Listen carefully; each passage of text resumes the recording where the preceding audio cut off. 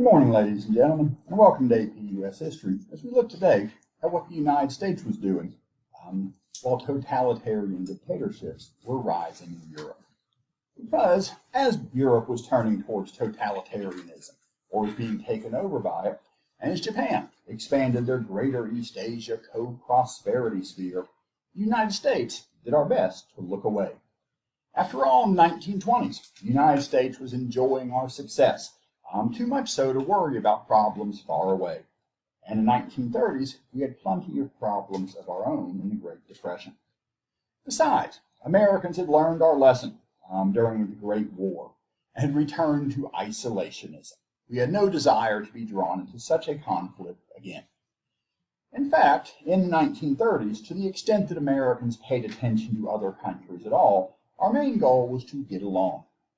In 1933, Franklin Roosevelt recognized the Soviet Union, not because he liked the Soviet Union, but because he accepted the reality that ignoring it was not making it go away. And he hoped that trade might develop between the United States and the industrializing Soviet Union to make up for the lack of trade elsewhere. And some trade did develop, although really not much. He also hoped that the Soviet Union might do something to slow down Japanese aggression, which to some extent it did, although again, not much. In 1934, the United States approved a plan to give the Philippines independence in 10 years, although more to get rid of the cheap labor there that competed with American unions and American sugar plantations. And so, as Japan grew more aggressive, we wouldn't have to worry about the cost or trouble of maintaining and protecting those remote islands. Although the United States did retain the right to keep naval bases in the Philippines after independence. Anti-imperialists and unions and sugar planters all approved the plan of giving the Philippines their independence, but to the Japanese, it made America look weak. In Latin America, Franklin Roosevelt put away his cousin's big stick. There would be no Roosevelt corollary to the Monroe Doctrine under Franklin Roosevelt. He rather wanted a good neighbor policy toward Latin America. And for one thing, U.S. businessmen had not been making as much money in Latin America as we used to, so there wasn't that as much to protect as there used to be. Roosevelt even revoked the Platt Amendment, or had Congress do it, giving up our right to intervene in Cuba should they need our help, although the U.S. still stayed heavily involved in Cuba, despite the official revocation of the Platt Amendment. And when Mexico nationalized American oil companies' land in 1938, while some businessmen demanded that Franklin Roosevelt send in the Marines, he did not. And that land is still owned by the Mexican government today. And to promote further trade, Secretary of State Cordell Hull and Roosevelt convinced Congress to pass the Reciprocal Trade Agreement Act in 1934, which let the President and Secretary of State negotiate tariffs specifically with other countries. And if other countries would lower their tariff toward us, we would lower ours toward them. This could allow the President or Secretary of State to reduce tariffs by as much as 50% below the standard level, and with countries that would do the same in response. And Cordell Hull, being a Southern low-tariff Democrat, negotiated individual trade agreements with 21 countries by 1939 without having to get congressional approval. Some manufacturers and farmers complained, but overall it improved America's economy and relations with other countries, and in many ways took the tariff out of most political debate for decades to come, as it became something that the President largely negotiated rather than Congress decided. Now, as Europe became more belligerent following Hitler's rise to power, a Senate committee led by Gerald Nye, a progressive Republican from North Dakota, investigated why the United States had entered the Great War, which was a matter of much debate. Ultimately, the Nye Committee concluded the United States had gone to war in 1917 not to make the world safe for democracy, not really, but rather to support weapons manufacturers and bankers, to make sure that Europeans could pay back the money they owed to American manufacturers and bankers. We weren't protecting the freedom of the seas, we were protecting American loans. Or so the Nye Committee concluded. And so we weren't going to make any of the mistakes that we had made before. And Congress passed a series of Neutrality Acts in 1935, 1936, and 1937. So, passed in the years that Italy invaded Ethiopia, and when Hitler and Mussolini formed the Axis, and when Japan captured Peiping and began their rape of Nanking. These three Neutrality Acts said that when the president announced that a foreign war was in progress, no American could sail on a belligerent ship to prevent a repetition of the Lusitania tragedy. Nor could we sell weapons or transport weapons to a country at war. Nor could we lend money to a country at war. America essentially would give up the defense of the freedom of the seas, our long-standing right to trade with whomever we wanted, even warring countries, as long as we were neutral. Furthermore, while America had always depended on a navy to defend our coast, and had negotiated the right to have one of the largest navies on earth at the Washington Naval Conference in 1922, during the 1930s, the United States did not maintain our navy. Although a few advanced ships, including aircraft carriers, were built, for the most part, our navy was not kept particularly up to date, or as large as it could have been, especially when Japan was bending and then ultimately ignoring the limits that had been placed on them at the Washington Naval Conference. The Army remained small as well, and the Air Forces, which were not even their own branch of service yet, but mostly part of the Army, were largely ignored too. Indeed, Americans were so fearful of going to war that when the Panay Incident, the sinking of an American ship in China by the Japanese, was almost completely ignored. The fact that it did not result in a war, but rather in a reluctant apology and payment from Japan, was seen as something for relief, not embarrassment. But when Hitler and Stalin began to mobilize in Europe, began to actually fight, Americans were shocked. We had hoped that the world would somehow remain at peace. And when Finland was invaded by the Soviet Union in 1939, Congress agreed to lend Finland $30 million. The condition was they couldn't spend that $30 million on military supplies, but by spending that $30 million on other stuff, it freed up $30 million elsewhere to spend on military supplies. And this surely helped the Finns in their winter war. In 1939 to 1940, Finland, although a small and not very populous country, held off the Soviet Union for the most part. They did lose about 10% of their territory in a valuable and populous eastern region, but the majority of the country remained independent, despite facing a much larger and richer country. And when Poland fell, Americans were shocked further. In November of 1939, Congress passed a new Neutrality Act, which allowed cash and carry arms deals.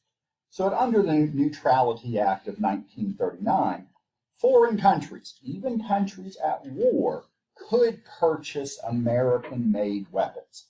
But they had to pay cash. There would be no entangling loans.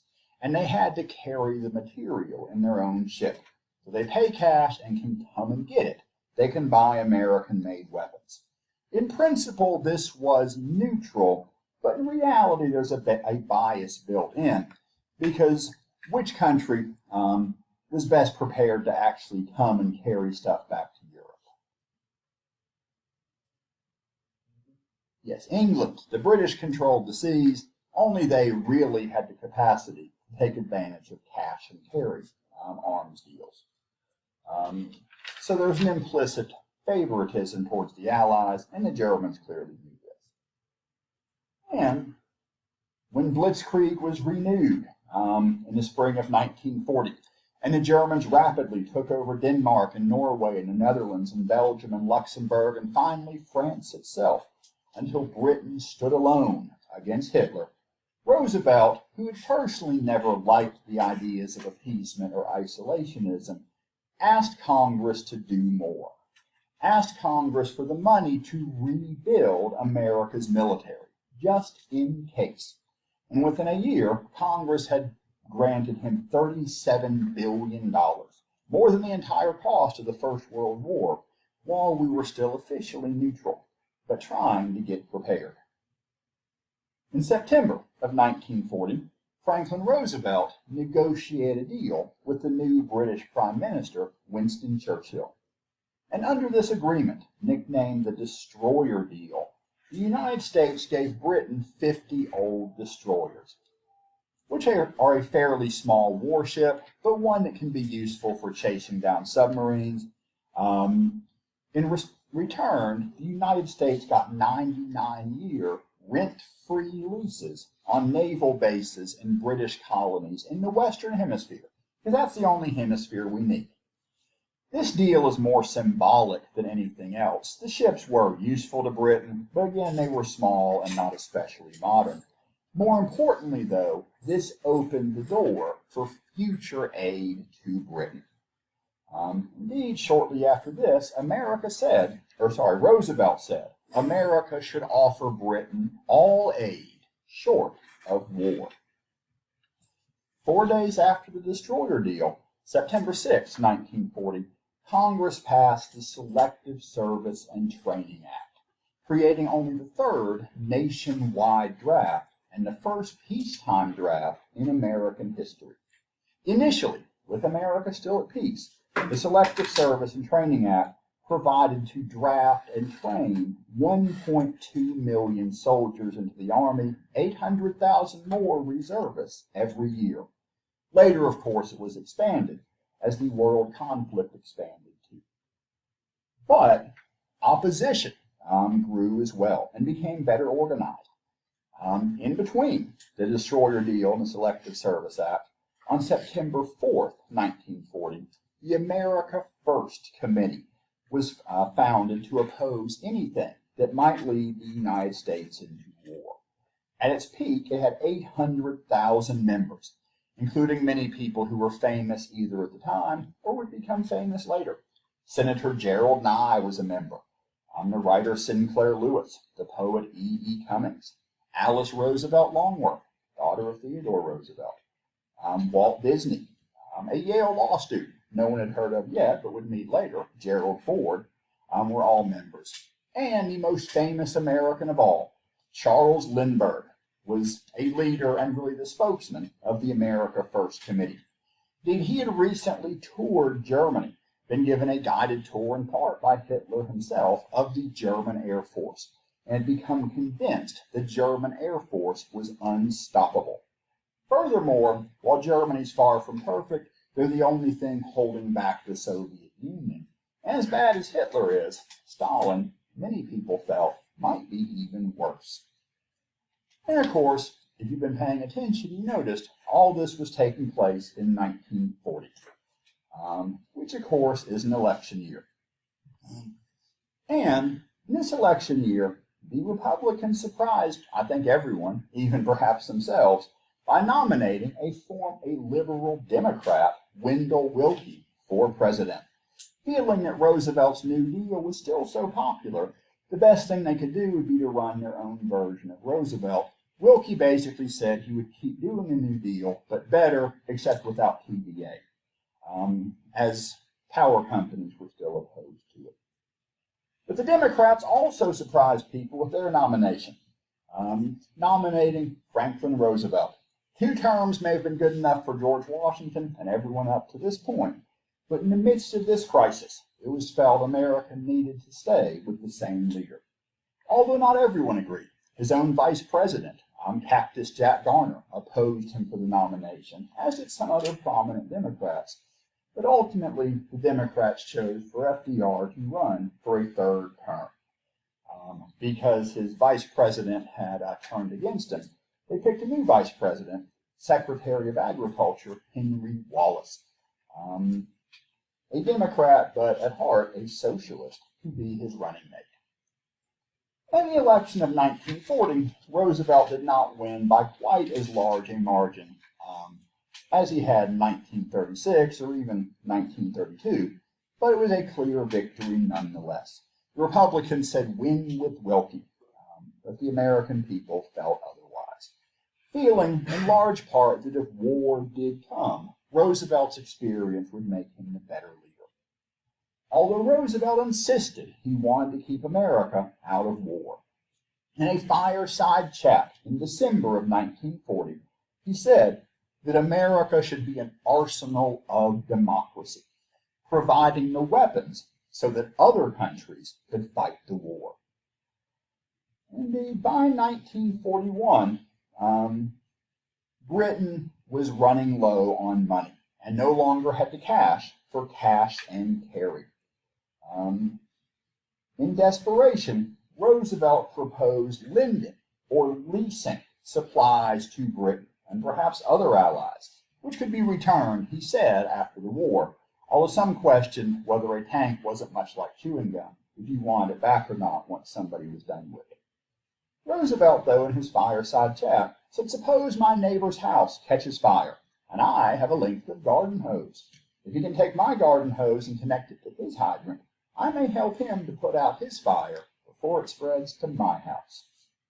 This, too, was about defending the four freedoms that were threatened by the Axis. Freedom of speech, a long-standing American tradition. Freedom of worship, also a long-standing tradition. But also freedom from want, a fairly new idea growing perhaps out of the New Deal, that Americans shouldn't have to face poverty. And freedom from fear. After all, the only thing we have to fear is fear itself, and we should be free of that too. But we can't be, as long as the Axis is growing in power. And so, on March 11, 1941, Congress passed the Lend-Lease Act, which would eventually result in about $50 billion worth of weapons and supplies being sent to Allied countries between 1941 and 1945.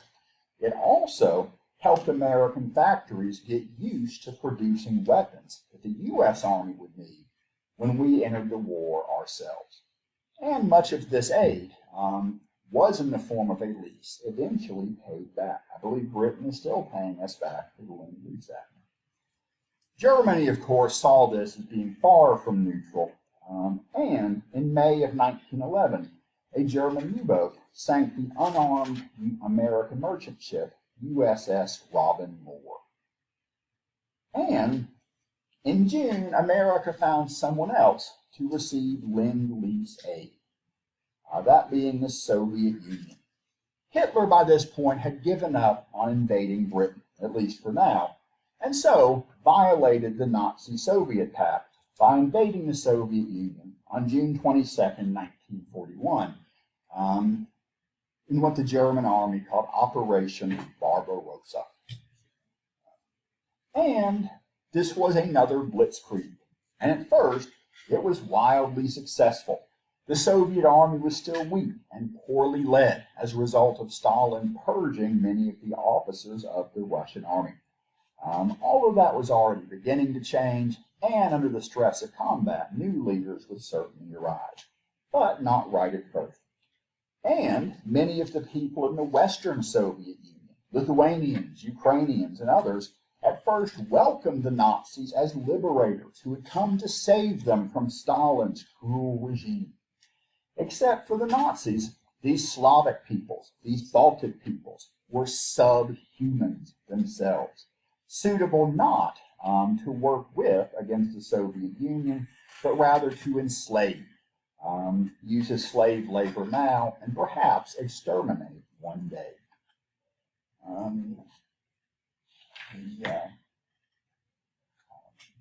The German army surrounded, but did not capture, the city then known as Leningrad, both before and after Soviet times known as St. Petersburg. It surrounded the city for well over a year and a half, so that many people died of starvation, down to a ration of about 400 calories a day, eating stray animals and even the corpses of the dead. Roads, even railroads, were built across a lake by the city to bring in supplies during the winter. And Leningrad, despite being surrounded, held out. The German army made it to Moscow, but not quite in. Blitzkrieg had worked in the past because Poland and Scandinavia and the Low Countries and France had all fallen in less than 6 weeks. There are two key geographic facts about Russia, though. It is big and it is cold. And while Hitler had hoped to knock the Soviet Union out before winter came, his forces just couldn't quite win in 6 weeks. Indeed, they kept going past 6 weeks, but eventually outran their supply lines. And having to stop just outside of Moscow, where the civilians of the city had begun building earthworks around their capital. And here the Germans had to stop, having pushed deep into the Soviet Union, but not enough to defeat them. And then Russia began to fight back.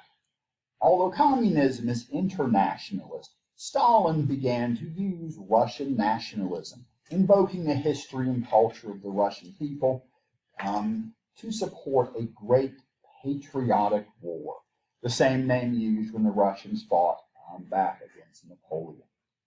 And while the Soviet Union wasn't able to beat Hitler as quickly as they beat Napoleon, they did stop him for now. The Nazis' aura of invincibility was broken.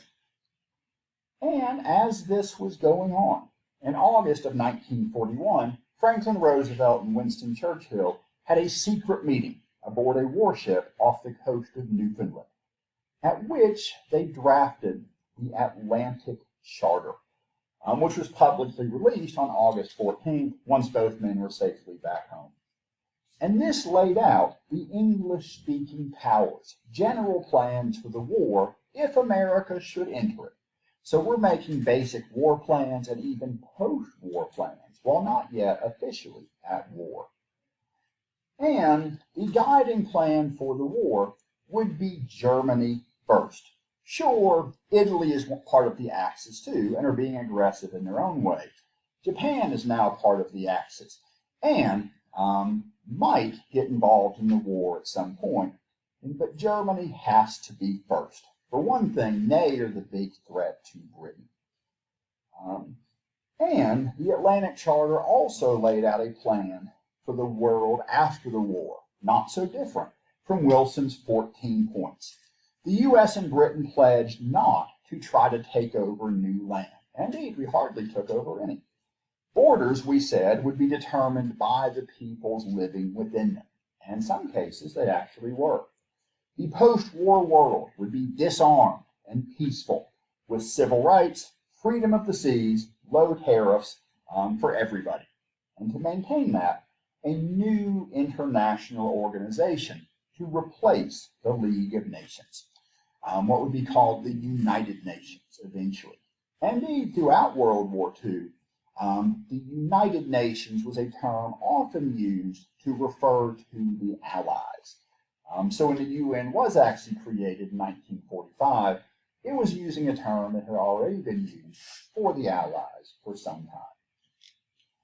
And American ships now began traveling in armed convoys, as we had done during the First World War, and German U-boats continued to attack them. USS Kearney, an American warship, was shot, but not sunk, October 17, 1941. October 31st, 1941, USS Reuben James became the first American warship sunk by the Nazis. But still, isolationists would oppose open warfare with Germany. And of course, as mad as we might be at Germany, it would not be attacked by Germany that would bring America into the Second World